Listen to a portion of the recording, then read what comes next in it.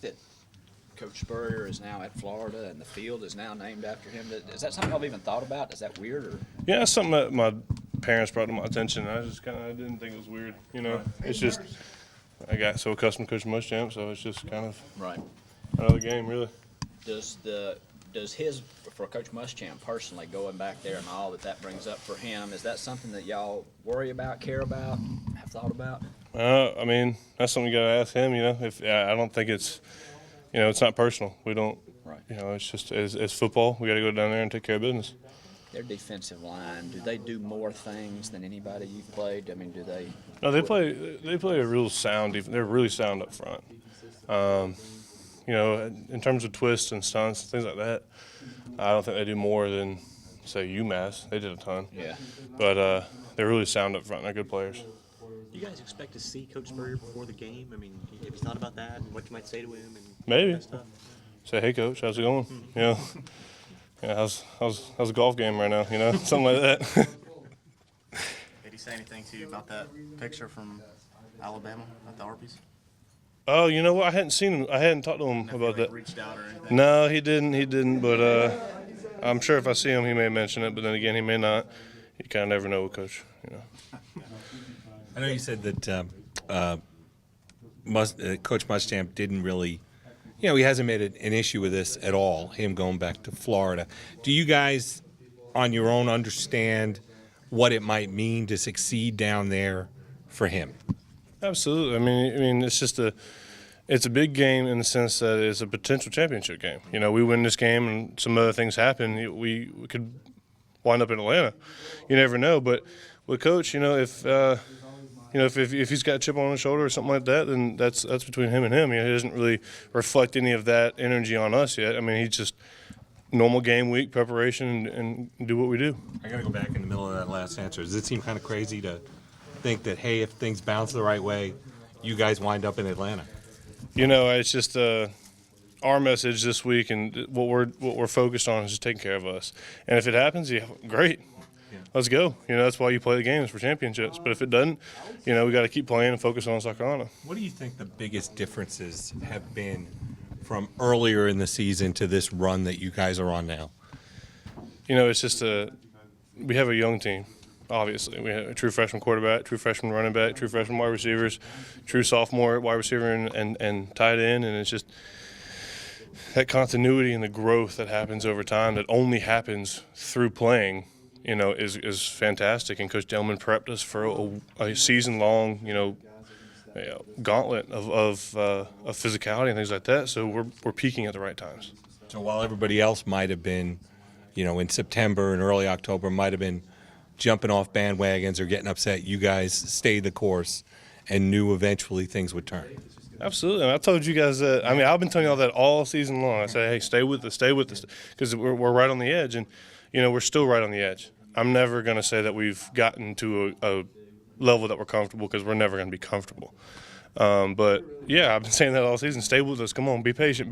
And things are starting to roll our way a little bit on offense side of the ball, and we're going to continue to work on us and continue to get better. And, I'm going to ask everyone to stay patient, keep believing in us. I guess it is kind of funny how, the running backs have some production things. You guys win games, and the offensive line isn't as big a concern to people as it was back in September. That's how it is. This is a production industry. Yeah. You produce or you don't. And then, when you don't produce, outside people want to point fingers at everyone and anyone, and that's fine.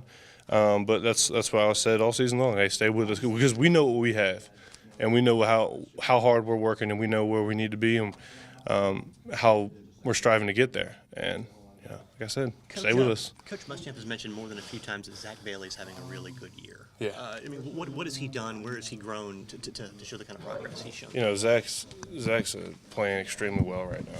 He is. He's playing lights out. It's nice playing next to him. And what he's done is, granted, Zach turned 21 today. So if y'all see him, make sure you tell happy birthday to him.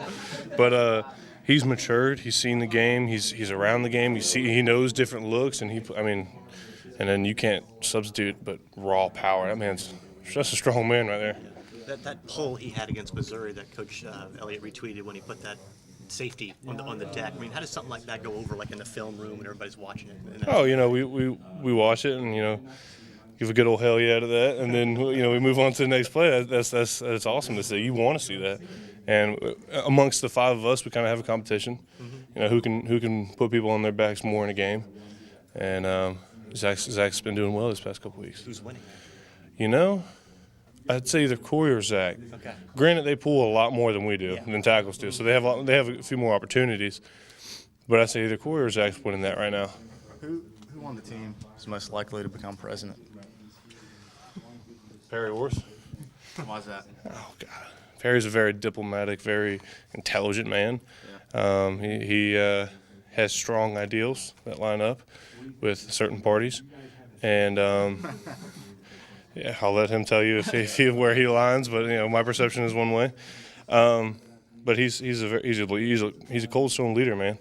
The guy got put down a third-string quarterback, but he still takes the first-string quarterback in the film room and watches film with him and helps him diagnose the game and help him grow. I mean, I've got nothing but respect for Perry Orth. That man, for the rest of my life, I'll remember what he did here. Does Muschamp feel like a Trump guy or a Hillary guy to you? What's your gut there? I don't know. I'm not going to comment on that because they're both polar opposites. So if I say one way, then Then you're in trouble. yeah. So one way. So I'm going to go ahead and say Coach Muschamp is Coach Muschamp, and he runs his own regime. What's it like in the locker room? Like, do guys get political and talk about that stuff? Sometimes they do, and I'm majored in political science, and that's kind of where my vocal point in my college career has been is studying different political tendencies. But I try not to intervene, and there's a few things you don't talk about with your friends, religion, politics, and money, right?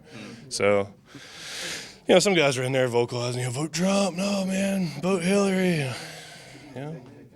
We'll see, right? See who wins. Will you guys vote as a team? Coastal Carolina all went and voted as a team. Is there, you guys go in groups or? I don't know if we're going to vote as a team because I know some guys in South Carolina are going to have to go down to Low Country or go upstate, and then of course if you're from out of the state, you got to put an absentee ballot in. But no, we're not going to vote as a team. But I encourage everyone to vote. One thing that somebody had said to me is like, "Oh, I'm not going to vote because I just don't think my vote makes a difference, or because I don't like Hillary or Trump." And my message to everyone is go vote, because there has been hundreds upon hundreds of thousands of people, veterans that have given their life and given the ultimate sacrifice for us to go vote. So if anything, honor what they did. You're a big political science major. You've been big into politics for many years, right? Is this a big day for you? It's an important day. It's an important day, and I want everyone to stress the importance of going and voting, because it's so, like I said, so many people have given you the right to do that, and it's important because no, we're not the only country in the world that offers the citizens to go vote, but there's a lot of countries that don't, and to have that right is huge. Have you gone yet? I haven't. Going right after this. Yep. Yeah. Hopefully the lines will be shorter for you. We'll see. They were long this morning. Were they? Yeah. I think they get better. Thanks, mate. Yeah, no problem, man.